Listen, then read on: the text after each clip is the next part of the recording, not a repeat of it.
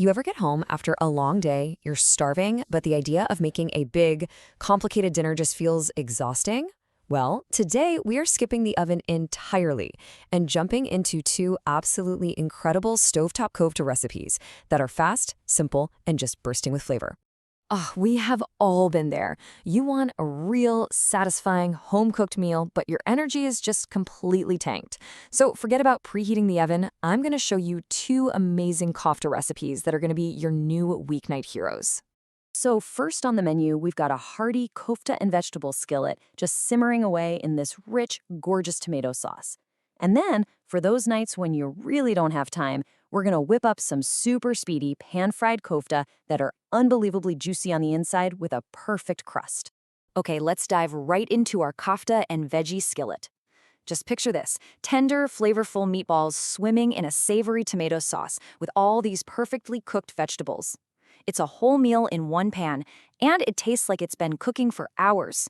But don't worry, it'll be our little secret that it's ready in less than 1. So for the kofta themselves, we're starting with about 500 grams of ground beef. And here's a little tip from me to you, go for one with about 15% fat. Seriously, that's the magic number. It keeps the meatballs juicy and flavorful, they won't dry out. And for our spices, we're keeping it classic and so delicious, just salt, pepper, paprika, and cumin. Trust me, that simple mix is all you need for that authentic, wonderful kofta flavor. Now, here is a pro tip for you, and it makes all the difference. Mix your spices, that finely minced onion, and the breadcrumbs together before you add the meat. Why? Because it makes sure every single bite of kofta is perfectly seasoned. Then, and please do not skip this part, you have to knead it. Get in there with your hands for a good 7 to 10 minutes. This develops the proteins and creates this amazing texture that holds together perfectly in the sauce. Okay, so while our kofta mixture is resting, let's get the rest of our skillet ready. We've got some creamy eggplant, hearty potatoes, sweet peppers, and for that rich, savory sauce, it's that classic can't-go-wrong combination of onion, garlic, tomato paste, and tomato juice. Your kitchen is about to start smelling absolutely incredible. So the whole game here is about layering flavors. First, you want to give your veggies a head start. Pop them in an air fryer or roast them until they're tender. Next, you sear those kofta in a hot pan. Get that beautiful brown crust, lock in all the juice. Then, take them out, and in that exact same pan, that's where you build your sauce. Sauté the onion and garlic, stir in the tomato paste, see, flavor on top of flavor. Then, the potatoes and kofta go back into simmer, and right at the end, you add the tender veggies so they don't get mushy. It's all about that timing. All right, well, our kofta skillet is just simmering away, making the whole house smell amazing. Let's whip up the perfect side dish. Some light, fluffy basmati rice. It is the absolute best thing for soaking up every last drop of that delicious sauce. So here's how you get perfect rice. You start by gently cooking a little garlic and a bay leaf in some butter and oil. You're building an aromatic base. Then add your washed rice and toast it for a minute. This is a key step. It helps keep every grain separate. Season it up with salt and just a tiny pinch of cardamom. Add hot stock, bring it to a boil, then cover it and turn the heat all the way down. The hardest part? Don't peek for 20 minutes. Let it do its thing. And when it's done, pop a towel under the lid and let it rest. That steam makes it unbelievably fluffy. Okay, recipe number 2. This is my oh no, it's late and I have nothing for dinner recipe. My total lifesaver. These speedy pan-fried kofta are an absolute game changer. I'm talking juicy, full of flavor, and on the table in like no time at all. All right, the ingredients here look pretty similar, but I've got 2 secret weapons for you. First, when you go to the butcher, ask for twice ground meat. It's a tiny detail, but it makes a massive difference in the texture. And now for the real magic trick.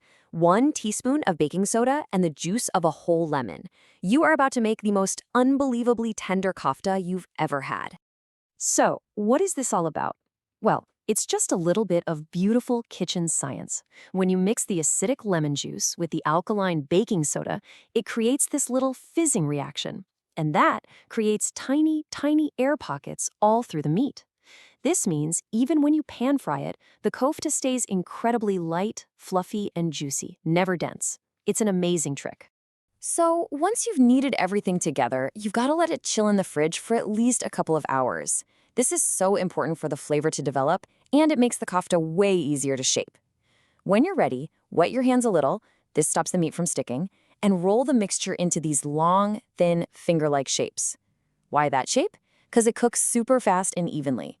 We'll give them a hot sear first to lock in the juice, then turn down the heat to cook them through. Okay, listen up, because if you remember one thing from this recipe, make it this. Do not overcrowd the pan. I mean it. Each piece of kofta needs its own personal space to really connect with that hot surface. That's how you get that gorgeous, crispy golden brown crust we all love. You might have to cook in 2 batches, but I promise you, it is so, so worth it. And here's the foolproof timeline. It's so easy. Just 2 minutes on high heat. That's for searing and building that amazing crust. Then you drop the heat to medium for 10 minutes, just turning them gently until they're cooked all the way through without ever getting dry. 12 minutes total for perfect kofta, every single time. And there you have it. 2 absolutely incredible kofta recipes that are about to completely change your weeknight dinner game.